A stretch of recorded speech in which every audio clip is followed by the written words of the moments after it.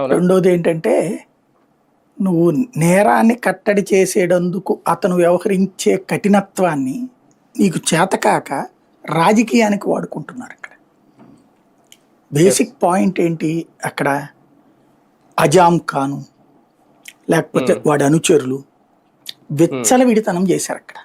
మత అరాచకం చేశారు. హ్మ్. హిందువులని దారుణంగా హింసించారు, చంపేశారు, ఆస్తులు లాక్కున్నారు.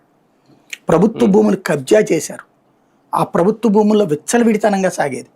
వాడి ఇంట్లో కుక్క తప్పిపోతే మొత్తం పోలీసులు దాదాపుగా 500 మంది పోలీసులు ఎతకాల్సి వచ్చింది. అలాంటి స్టేజీలో అరాచకాలు చేసినటువంటి బ్యాచ్ అది. వాడితో పాటుగా అవును. రాష్ట్ర వ్యాప్తంగా అక్కడ గ్యాంగ్స్టర్లు పాలన నడిపారు. అక్కడ హ్మ్. షాపు హ్మ్. వ్యాపారం పెట్టుకోవాలన్నా, హ్మ్. లేకపోతే గనక చిన్నపాటి ఇది చెయ్యాలన్నా సరే డబ్బులు ఇచ్చుకోవాల.